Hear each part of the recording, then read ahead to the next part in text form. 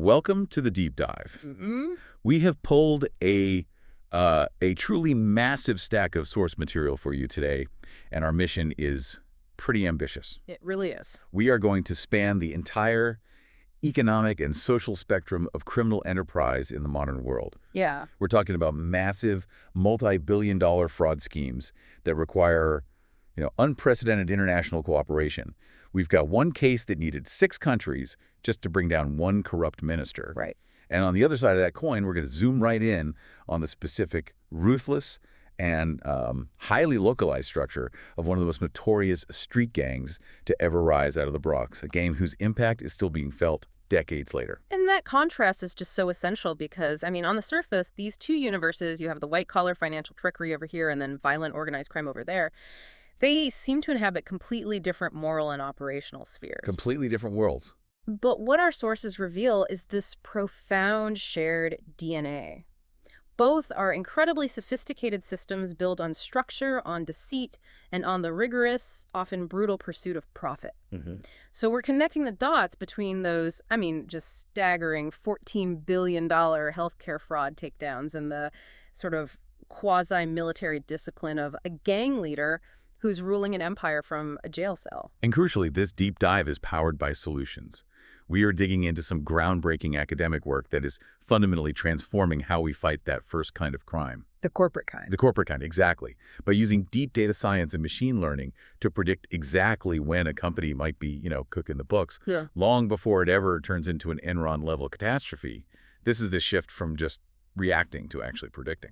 And we've compiled it all. We have detailed case studies from the first half of 2025. We have the technical blueprints for the forensic data analytics that modern auditors are using, and a deep, really visceral history of organized violence and its long-term societal cost in major American cities. So here is the mission statement for you, the listener. We're here to give you the ultimate shortcut on modern criminality. Mm-hmm.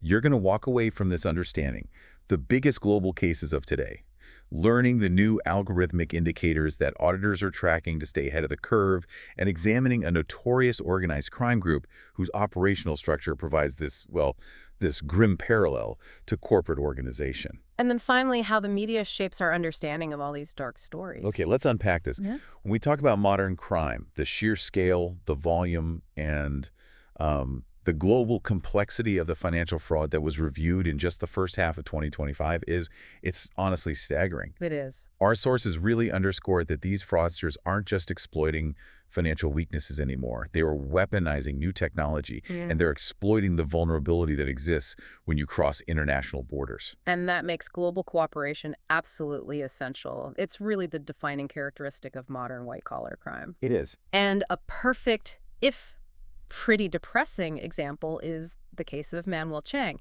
He was the former finance minister of Mozambique. Right. This was not a quick smash and grab. This was a scheme that spanned from 2013 to 2015 and involved a massive $2 billion fraud. $2 billion. Yeah.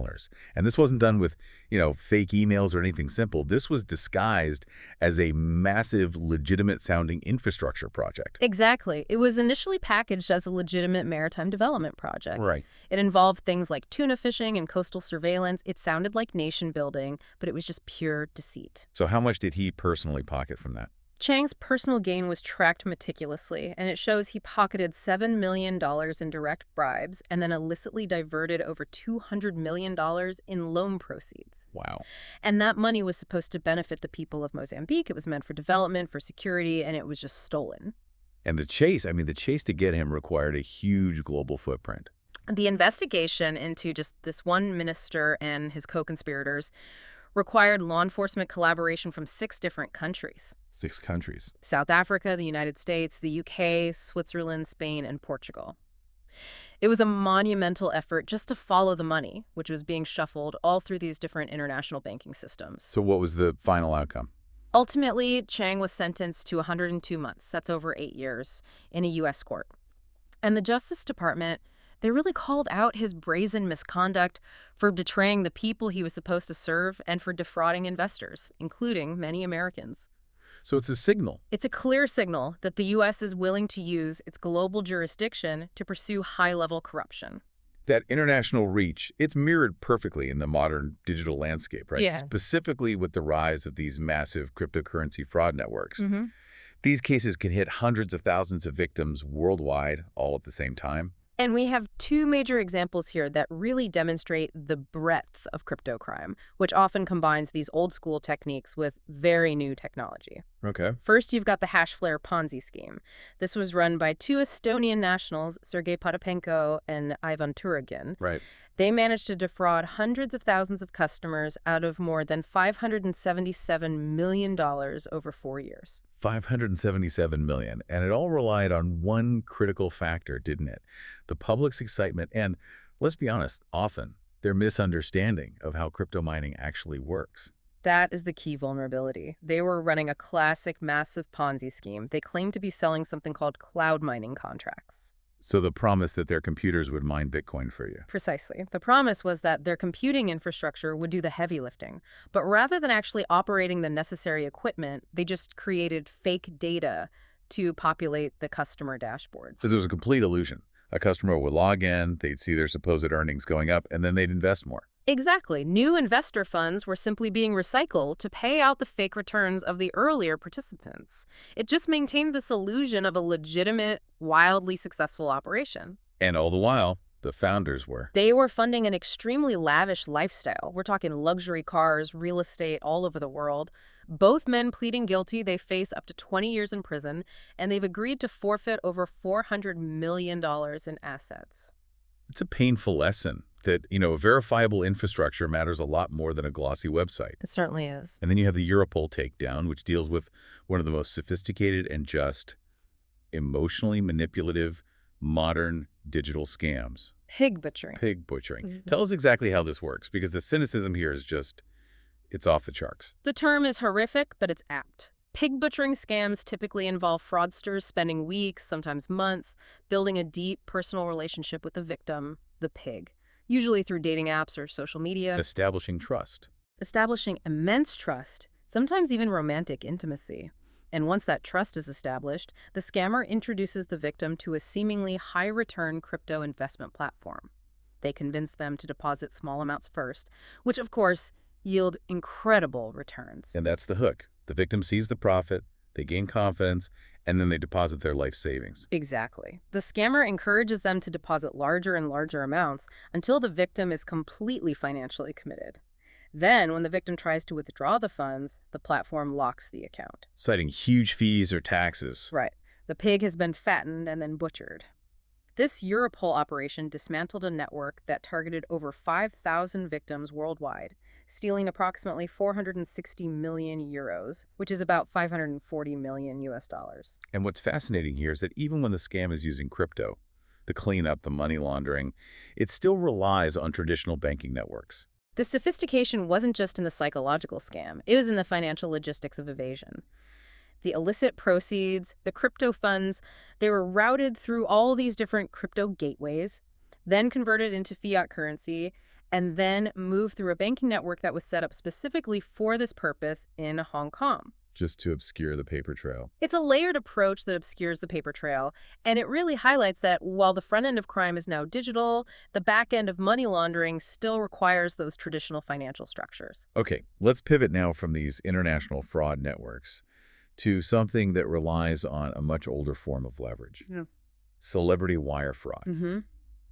The conviction of rapper Sean Kingston and his mother, Janice Turner, is a clear example of exploiting status and social trust, not technological sophistication. And in many ways, this is a very old type of confidence scheme, but it's just amplified by the reach of social media. Kingston used his fame, his social standing, to convince these high-end businesses, Jewelry companies, luxury beds. jewelry companies, luxury bed retailers, exotic car dealers, electronics, to deliver extremely expensive goods before the payment was formally confirmed. Right. The promise of a celebrity endorsement, or just the association, was enough to override basic business caution. So they were essentially leveraging their celebrity as a line of unsecured credit. Correct. The businesses would ship the goods, often under pressure, based on this promise of an immediate wire transfer, which would then, turn out to be fraudulent or it would get reversed. And his mother was a key part of this. His mother, Janice Turner, was key to the operation's logistics. She handled the follow-up communications, she coordinated the deliveries, and she made sure the businesses delivered the goods before the fraudulent transfers could be detected. And what really struck me in the source material was the judge's immediate decision regarding Turner. Yes, she was immediately taken into custody. The judge determined her testimony during the trial indicated a possible obstruction of justice. Her defense tried to argue she was just exercising a woman's intuition to protect her son, but the jury, they weren't buying it. They delivered a conviction after only 3.5 hours. It's a compelling case that shows how quickly trust and celebrity status can be exploited for illicit gain, yet the scheme's mechanics were, surprisingly low-tech. Okay, shifting back now to the pure corporate level, Credit Suisse. They confessed to massive systemic tax fraud, which just reinforces the idea that these are often long-running institutional schemes. This wasn't a one-off mistake. This was an elaborate system operating for more than a decade. Credit Suisse admitted to helping American clients hide over $4 billion from the IRS. $4 billion. They pled guilty and agreed to pay $510 million in penalties. So how exactly does a major international bank facilitate this for so long without getting caught? Well, the mechanism was highly coordinated. Credit Suisse employees actively helped clients fill out false documentation for at least 475 undeclared accounts. Containing billions in assets. Billions in assets, right. They maintained this false illusion of compliance, knowing full well they were violating U.S. tax laws by actively helping clients evade their taxes. It required a deep institutional complicity to protect the lucrative assets these clients represented. And this is where the structural changes in the corporate world become this kind of unexpected anti-fraud measure. Yeah. I was really struck by the detail regarding the UBS acquisition. This is where it gets really interesting. UBS, which acquired Credit Suisse's Singapore operations in 2023, subsequently found and proactively reported additional undeclared accounts to the U.S. Justice Department.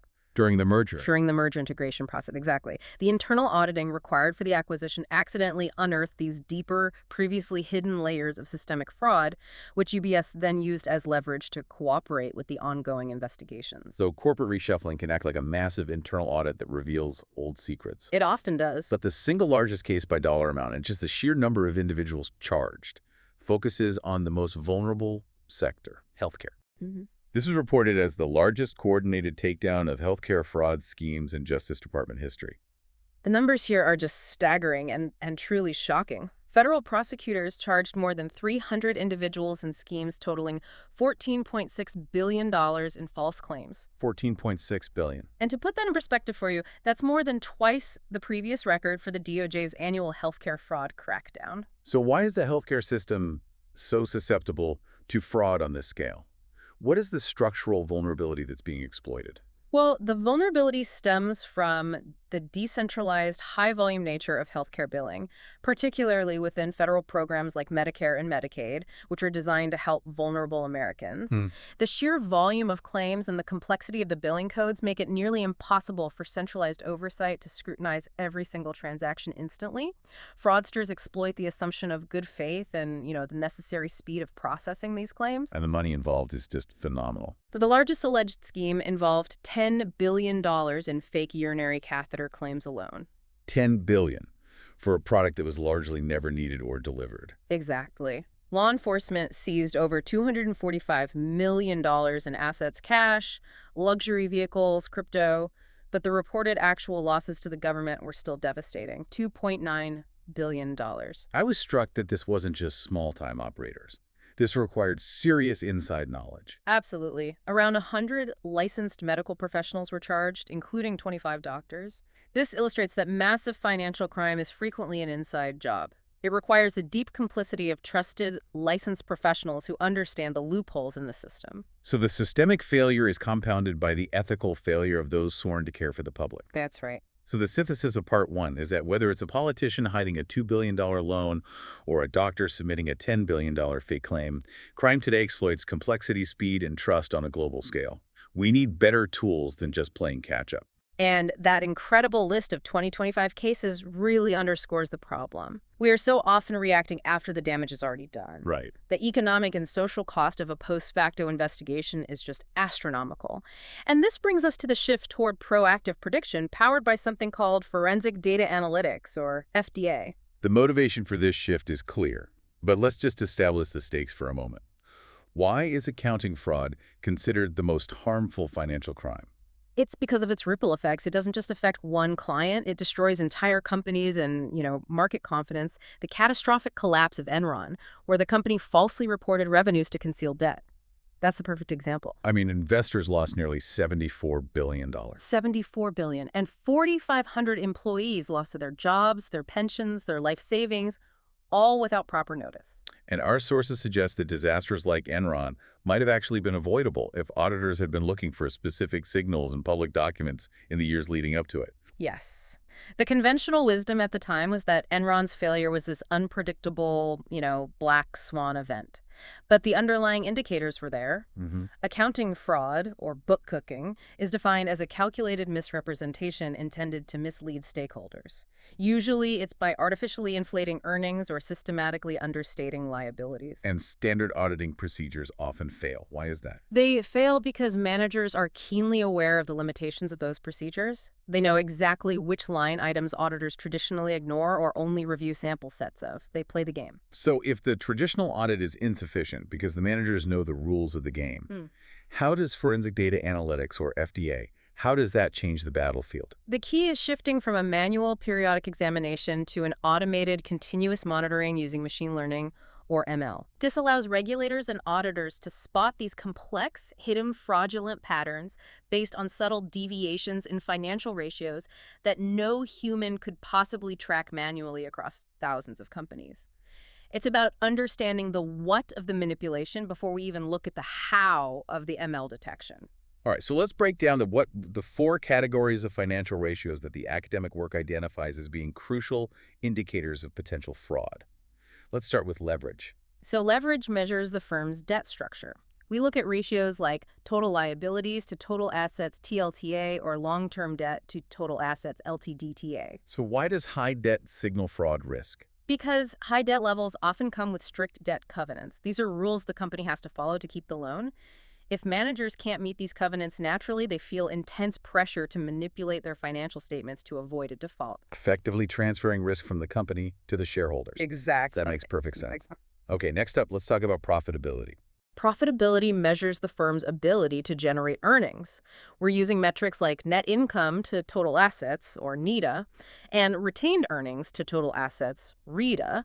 If a company is genuinely underperforming, executives are motivated to manipulate these figures, to essentially lie about their income, to make the company appear healthier and, meet the expectations of the market and maintain investor confidence. And there's liquidity. This is simply the company's ability to convert assets into cash quickly, which sounds like a prime target for creative accounting when cash is tight. Oh, it is absolutely a major incentive for fraud.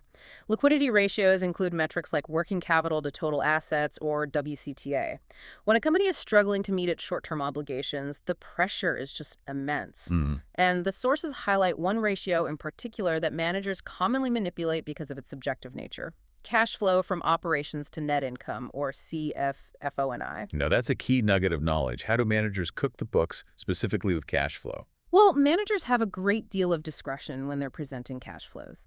They can do things like reclassifying certain operating expenses as investing activities, or manipulating the timing of revenue recognition, like booking sales before they're actually finalized. It's all about shuffling things around. Shuffling things around. They can also use discretionary reserves or estimates to smooth out or artificially inflate the reported cash flow from operations, which masks the underlying financial weakness.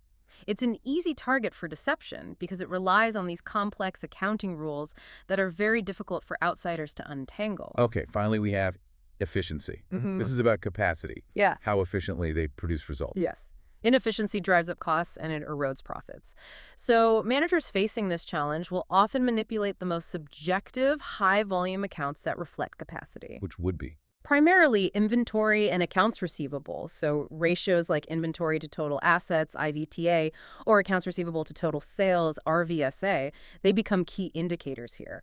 The manipulation aims to maintain the appearance of consistent, efficient growth, even when they're facing internal bloat or, tough external competitive situations. This brings us to a really critical insight from the academic work, which is the importance of industry-specific analysis. Why can't we just look for the same red flags everywhere? Because assuming that fraudsters behave identically across all economic sectors is just fundamentally faulty. Right. The research confirms that different industries have different operational structures, different assets, and therefore different vulnerabilities.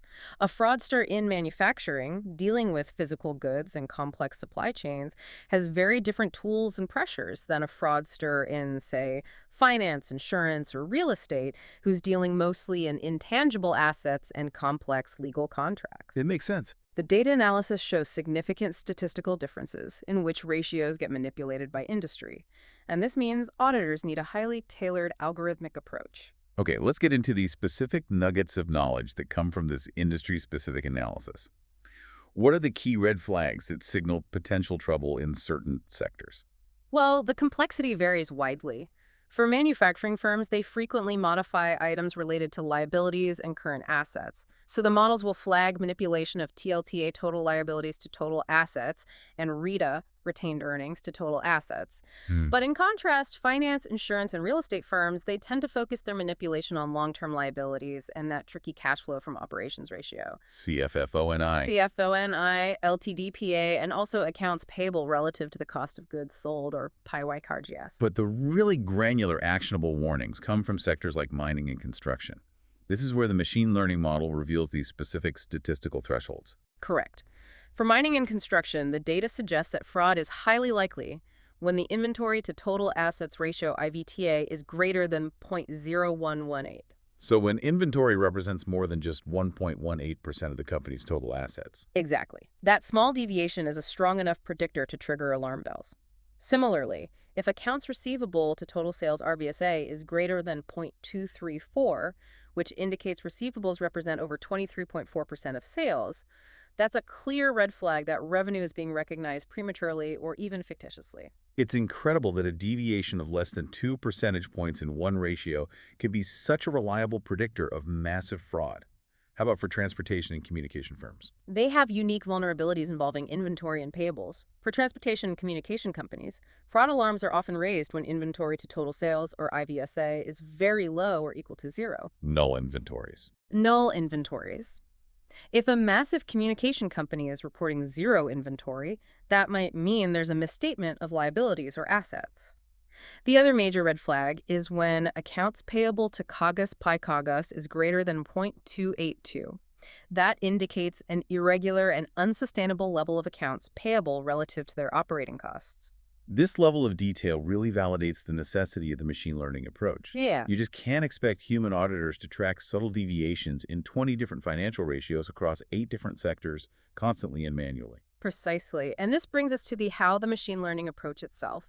For those who aren't data scientists, you don't really need to know the math, but the key insight is that these ML methods allow auditors to see connections that no human could possibly track manually. Right. The study used methods like decision trees, which work like flowcharts, and random forests, which are basically many decision trees that all vote on whether a company is committing fraud. Which reduces the influence of any single outlier. Exactly, and these methods offer vastly superior prediction capabilities compared to older statistical methods. But the core insight about model assessment is where the cost calculation becomes so critical. Why is overall accuracy insufficient when you're talking about fraud detection?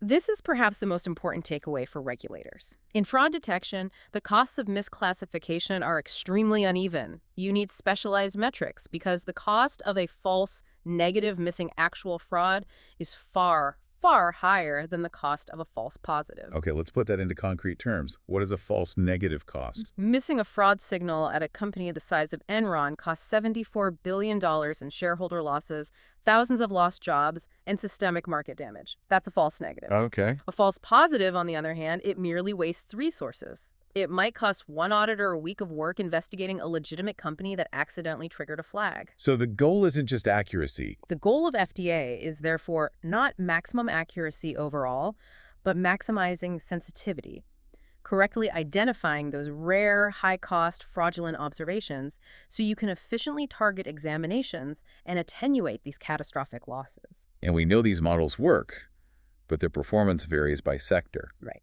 The research shows excellent performance in certain sectors. For example, in public administration, random forests achieved superior results, correctly classifying 90% of non-fraud cases and nearly 84% of fraudulent cases.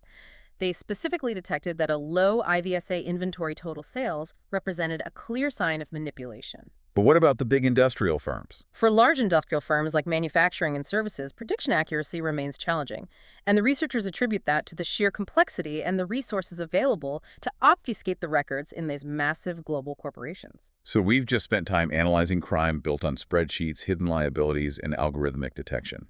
It all relies on the subtle manipulation of data and the abuse of market structure. But if white-collar crime relies on the hidden structure of finance, our next section reveals a structure built not on balance sheets, but on an equally rigorous internal logic of violence, control, and fear. And that shift is intentional because while the methods are completely different, the organizational discipline and the drive for profit through control they're identical. We now move to the raw, visceral economics of the street and the story of sex money murder, or SMM, a notorious set of the Bloods gang that emerged from the turmoil of the late 1980s and early 1990s in the Bronx. And this deep dive into SMM really shows the systemic failures that can birth organized crime outside of the stock market. Where exactly did they start? SMM was founded on September 27, 1995, specifically in the Soundview Houses of the Bronx. And the context here is crucial. They emerged from a vacuum that was created by immense economic hardship, inadequate public services, and the devastating widespread crack cocaine epidemic. The gang successfully exploited the social vacuum and the disenfranchisement in the area, offering a sense of structure and belonging where society had failed. And the name itself, sex, money, murder, it's almost a manifesto for their criminal structure, isn't it? It explicitly defines their core principles. Money represents their core business model, which was the drug trade, particularly crack cocaine. Sex represents the hedonistic indulgence, the status, the immediate reward system that's afforded by that illicit profit. Right. And murder represents the brutal, uncompromising force required to maintain their empire, to eliminate rivals, and to enforce internal discipline. They very quickly distinguish themselves through their strategic vision and their uncompromising ruthlessness. And the rise of SMM is just inextricably linked to their charismatic yet terrifying leader, Peter Rollock, known universally as Pistol Pete. Rollock, who was born around 1974, he possessed this lethal combination of high charisma and absolute ruthlessness, and was all supported by a strategic acumen that transformed SMM from just a local crew into a highly functional criminal enterprise. He controlled a huge portion of the Bronx crack cocaine market. A sizable portion, yes, through trafficking, racketeering, armed robbery, and of course, murder. And I was really struck by the quasi-military organization of the gang. How did Rollock enforce that kind of discipline? His methods were draconian. Violence was not an act of personal grievance for him. It was a calibrated tool of business. It was used to eliminate rivals and, more importantly, to enforce a strict internal code of conduct. That was all business. All business. The SMM structure was intentionally quasi-military. It had a disciplined chain of command, specific ranks, and a set of internal laws. Intense, unwavering loyalty was paramount, and any perceived breach of that loyalty was met with immediate and severe punishment. Which made betrayal nearly unthinkable. Nearly unthinkable. His reign of terror was so successful that Rollock actually achieved this peculiar form of celebrity status. Yes, his infamy grew far beyond the Bronx. He became connected to the New York rap scene, with certain figures rhyming about his life and his crimes, sometimes even celebrating his ruthless power. He was known to spend time in high-end clubs with figures like Tyra Banks, Sean Combs, and Tyson Beckford. And this blending of street crime with celebrity culture gave him a certain status and protection, making the gang seem untouchable. And despite being anchored in the Bronx, their operations expanded dramatically. It's similar to the Credit Suisse fraud, spanning multiple countries. SMM quickly spread beyond Soundview. They moved into eastern Brooklyn neighborhoods like Bedford-Stuyvesant and Brownsville. They also established territory on Long Island, particularly in Roosevelt, and then expanded southward. They established newer sets in cities like Charlotte, Raleigh, and across Georgia. And these sets maintained the strong organizational structure and discipline of the Bronx Foundation, even adapting by developing modern communication strategies and encrypted networks to manage their far-flung operations. To truly grasp the culture of control that Pistol Pete exerted, we have to look at the specific, chilling details of the Pebble Beach murder plot on Thanksgiving Day in 1997. This shows the operational depth, even when the leader was physically removed. This incident is a horrific testament to the depth of Rollock's control. The scene was the roof of the Soundview projects, a place the local kids called Pebble Beach. And General Suge, who was the head of security for SMM, was there preparing for a murder he had been ordered to commit. And the victim was a highly ranked SMM member himself, David Twin Mullins. Exactly. And the order came directly from Pistol Pete, who by this point was incarcerated in a federal jail in North Carolina on drug and weapons charges. So he dictated life or death from a jail cell. He was phoning Suge and ordering the immediate killing of his own partner, Twin, because Pete suspected that Twin was cooperating with prosecutors to get him out of prison. And did Suge hesitate? Suge initially hesitated. Twin was wealthy, he was well-liked, and he had previously murdered for SMM. But ultimately, Suge understood that questioning the order would result in his own execution. The internal logic of the gang structure was absolute. Loyalty to Pete superseded all other relationships. And the logistics of the execution itself were meticulous, planned around the annual Turkey Bowl football game. Yes. Below on the field, the annual game was in progress, but many of the players were wearing bulletproof vests. A chilling indicator. It's a chilling indicator that even on a day of supposed community truce, violence was expected. Suge was armed with a heavy Colt .45, and the loading was strategic, alternating hollow point rounds to cause maximum internal damage, and then full metal jacket bullets in case Twin was wearing Kevlar. Because the solid rounds had a better chance of puncturing a vest. Exactly. And they had a chilling tactic for setting up the victim, didn't they? Yes, the SMM allies on the ground, they talked easily with Twin, rocking him to sleep, as they called it, lulling the victim into a false sense of security right before the deadly intentions were revealed. Other SMM members were strategically positioned at exits to block any possibility of escape. So this coordinated, ruthless elimination of a partner based only on suspicion, was orchestrated via phone from hundreds of miles away. It just demonstrates the terrifying operational depth of SMM. Rollock was arrested in 1995, but his conviction for 7 killings didn't come until 2000. So the law enforcement takedown clearly required an immense effort because the gang maintained that strong code of silence and the community lived in deep fear of retaliation. The strategy required extraordinary coordination between federal agencies, the FBI, the DEA, and NYPD task forces. They used sophisticated surveillance, but the ultimate key, as in most organized crime cases, was penetrating that wall of silence. By securing testimonies from informants. Exactly. Former gang members who turned against high-ranking leaders in exchange for reduced sentences. And that strategy was instrumental in collapsing the entire structure. The societal cost, though, that remains etched in the Bronx's history. Yeah. This is where we really need to remember the human element beneath the structure and the economics. Absolutely. The activities of SMM resulted in skyrocketing addiction rates, particularly to crack cocaine, and a pervasive, chronic sense of fear and trauma. Entire neighborhoods lived in a state of siege. The personal toll is illustrated by stories like that of Maria Alvarez, a mother who lost her teenage son to a stray bullet from a gang confrontation.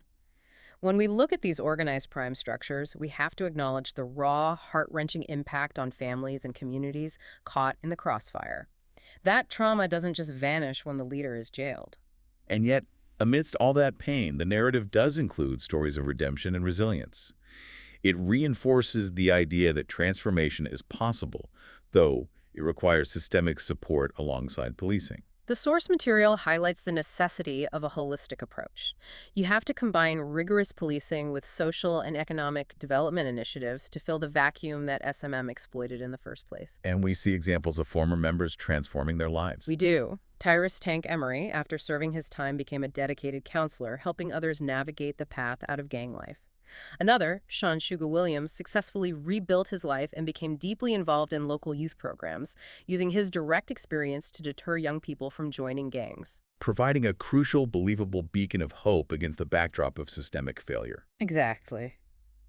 So we've explored billions in corporate fraud demanding algorithmic solutions and millions in blood money enforced by a code of silence.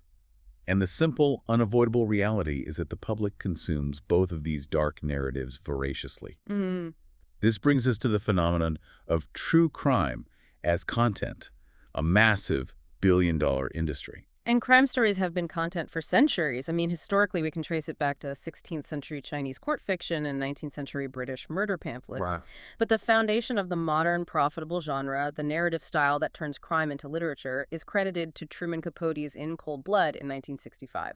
That novel really set the template. It focused on the psychological lives of the perpetrators and the victims.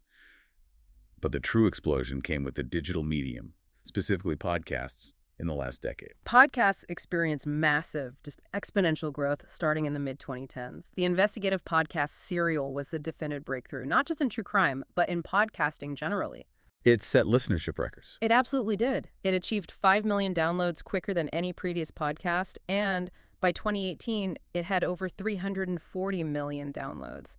It proved that long-form, serialized investigative nonfiction could be immensely popular. And the audience data here is fascinating and is heavily skewed toward a particular demographic. Yes. In the U.S., women are the overwhelming predominant consumers of digital true crime podcasts, making up around 73% of the audience back in 2019. So why is that? The psychological theories are complex. One theory suggests that women are drawn to stories that provide practical knowledge for survival, tips for spotting danger, recognizing manipulative behavior, and understanding the patterns that lead to violence. So it's not purely sensationalism, it's pattern recognition for self-protection. Exactly. It's a form of risk assessment. And additionally, the serialized nature of crime lends itself perfectly to episodic podcast storytelling. It creates an addictive physiological adrenaline rush as the narrative suspense builds, and it keeps listeners hooked across weeks or even months. And this content isn't just passive entertainment, is it? True crime content has real, tangible influence on the world and on the criminal justice system itself. The genre is credited with increasing public interest in crime generally, and that often leads to tangible public action. In Australia, for instance, reports given to Crime Stoppers that led to charges actually doubled between 2012 and 2017. Wow. And that increase was directly attributed to the huge surge in popularity of true crime podcasts and documentaries. And the content can directly influence ongoing cases, sometimes dramatically. Certainly. The documentary The Jinx, The Life and Deaths of Robert Durst, famously led to Durst's arrest after he appeared to confess on tape while he was unaware his microphone was still recording. Right. And conversely, shows like Making a Murderer have been shown in law schools and have increased public mistrust in the procedural integrity of criminal investigators and prosecutors. But there's a downside, too. There is. We also have to recognize that research shows consuming nonfiction crime shows is correlated with an increased feeling of being a victim of crime, and even increased support for harsh measures like the death penalty. So with such immense influence and engagement, the genre faces these necessary criticisms and ethical concerns that we need to address openly. The primary critiques revolve around sensationalism, the potential for fictionalization, and, critically, disrespecting victims and their families. Authors and creators can selectively choose information to support a dramatic narrative arc, sometimes simplifying complex legal and psychological realities. Even Capote. Even Capote's landmark, In Cold Blood, had factual challenges raised years later. The line between journalism and entertainment can become dangerously blurred. And the critique regarding the treatment of victims, particularly women, is powerful and essential to acknowledge. Analysis suggests that the genre's narrative conventions, which often focus heavily on the details of the crime itself, can sadly lead to the dehumanization of female victims. Their stories are frequently framed around their bodies, their injuries, or their status as passive victims, rather than centering on their personhood, their life, and the impact of their loss on the community. So for you, the listener, the key is critical consumption. Enjoying the story while maintaining an awareness of the ethical pitfalls inherent in packaging trauma for entertainment. Exactly. #TED outro. So this deep dive has really shown us two parallel worlds operating under the umbrella of crime. On one side, we saw the incredible, invisible complexity of corporate and digital fraud. From the $577 million Hashflare Ponzi relying on fake dashboards to the $14.6 billion healthcare fraud takedown. This is a landscape so vast and complicated that detection now demands algorithmic solutions, looking for these minute, industry-specific changes in profitability, liquidity, and efficiency ratios. And on the other side, we explored the hyper-localized, brutally effective, organized crime structure of sex money murder. This system relied entirely on a rigid, quasi-military structure, violence as a tool of business, and the absolute wall of silence enforced by leaders like Pistol Pete. Right. In both universes, the threat to society is profound, whether it's the financial ruin caused by systemic deceit or the trauma and addiction caused by street-level bloodshed. The common thread, synthesizing across this huge stack of sources, is that crime is fundamentally transactional and structured. Whether it's hiding $4 billion in offshore accounts, using false documentation, exploiting the complexity of banking, or orchestrating a murder from a jail cell, exploiting the structure of fear and loyalty, the enterprise relies on overcoming a barrier. It does. And the fight against both requires highly specialized tools. The fight against complex financial crime requires coordinated international law enforcement and predictive data science. The fight against street crime requires informant penetration to break that wall of fear, combined with a holistic approach to address the socioeconomic failures that allow these systems to flourish in the first place. We've seen that forensic data analytics can predict complex accounting fraud by spotting these tiny deviations. For instance, noting when inventory represents just over 1% of total assets in a mining firm, triggering a red flag. If machine learning can detect the minute financial movements of a corrupt corporation, what unexpected subtle patterns in publicly available data, social media chatter, municipal zoning permits, or micro-level economic shifts might eventually be leveraged to predict and prevent non-financial organized crime activity. This is where it's really interesting.